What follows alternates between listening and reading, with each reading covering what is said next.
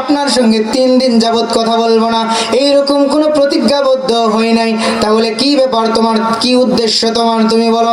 এই সাহাবী হযরতে আব্দুল্লাহ ইবনে আমর ইবনে আস রাদিয়াল্লাহু তাআলা আনহু বলেন, ওগো আল্লাহর বান্দা, আসল ঘটনা হলো রাসূল করিম সাল্লাল্লাহু আলাইহি ওয়াসাল্লামকে 3 দিন যাবত আমি একথা শুনতে বলেছি, একথা বলতে শুনেছি যে, ওগো আমার সাহাবারা, এখন তোমাদের সামনে একজন ব্যক্তি আগমন করবে, যেই ব্যক্তি হলেন জান্নাতি।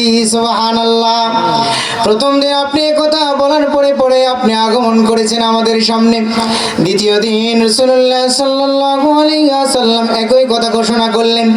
ঘোষণা করার পরে সঙ্গে সঙ্গে আপনার আগে আর কেউ আসে নাই, আপনি তারপরে আমাদের সামনে উপস্থিত হয়েছেন। তৃতীয় দিন আবার ঘোষণা করলেন একই কথা। তৃতীয় দিন আপনি একই অবস্থায়, একই হালতে, ওই অবস্থায় আপনি আমাদের সামনে আগমন করেছেন, আমাদের সম্মুখে। সুবহানাল্লাহ। কিন্তু আমি এখন আপনার কাছে জানতে চাই, ওগো আল্লাহর বান্দা, আপনি কি আমল করেন যে আমলের কারণে আল্লাহর রাসূল আপনাকে জান্নাতি ঘোষণা করেছেন? ওই আনসারী সাহাবী বলে, আমি বিশেষ কোনো আমল করি না, তবে সামান্য কিছু আমল করি। সামান্য কিছু আমলকে আপনারা শুনবেন ইনশাআল্লাহ, শুনবেন ইনশাআল্লাহ, মাত্র 2-3 মিনিট লাগবে। সামান্য কিছু আমল, 3টা কথা বললেন তিনি, ওগো আল্লাহর বান্দা, আমি বিশেষ কোনো আমল করি না, শুধুমাত্র সামান্য কিছু আমল করি আমি। কি আমল করেন আপনি? বললেন, ওগো আল্লাহর বান্দা, আমি 1 নম্বর আমল করি, যখন আমি কোনো কথা বলি, কথা বলার সময় আমি জীবনে কোনোদিন ফাঁসা কথা বলি না, অনর্থক কথা বলি না, যা বলি তা ভালো কথা বলি। সুবহানাল্লাহ। নাম্বার 1। নাম্বার 2 হলো, আমি আমার দিলের মধ্যে কোনো মুসলমানের ব্যাপারে কোনো ঘৃণা পোষণ করি না, কোনো মুসলমানের ব্যাপারে আমি কোনো খারাপ ধারণা করি না, কোনো মুসলমানের খারাপ কোনো কাজ, খারাপ কোনো কথা, তার ব্যাপারে খারাপ কোনো ধারণা আমার দিলের মধ্যে জায়গা পায় না। সুবহানাল্লাহ।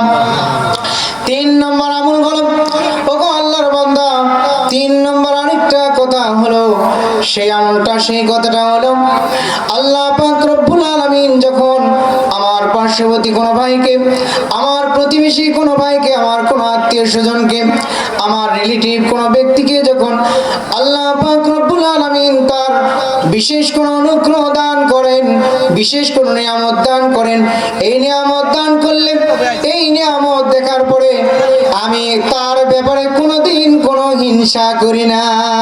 সুবহানাল্লাহ। আল্লাহর রাসূল সাল্লাল্লাহু আলাইহি ওয়াসাল্লাম তাকে জান্নাতি ঘোষণা করলেন। আব্দুল্লাহ ইবনে আমর ইবনে আস রাদিয়াল্লাহু তাআলা আনহু বললেন, ওগো আল্লাহর বান্দা, এই আমলগুলো আপনাকে এত বড় মর্যাদায় পৌঁছে দিয়েছে। সুবহানাল্লাহ। তাহলে এই 3টা আমল সামান্য, এটা করার কারণে আল্লাহ তাআলা, আল্লাহ রাসূল তাকে জান্নাতি ঘোষণা করেছেন। আমরা সকলে এই 3টা আমল করতে পারবো তো ইনশাআল্লাহ? জান্নাতে যাইতে চান তো ইনশাআল্লাহ? আল্লাহ পাক রব্বুল আলামিন আমাদের সকলকে এই 3টা ছোট্ট আমল করে করে আমাদের সকলকে জান্নাতের উচ্চ আসনে আমাদেরকে সমাসীন হওয়ার আল্লাহ পাক রব্বুল আলামিন তৌফিক দান করুন। সকলে বলুন আল্লাহুম্মা আমিন। ওয়া আখিরু দাওয়ানা আলহামদুলিল্লাহি রাব্বিল আলামিন। আসসালামু আলাইকুম ওয়া রাহমাতুল্লাহি ওয়া বারাকাতুহু। এখন অর্থ ইসারা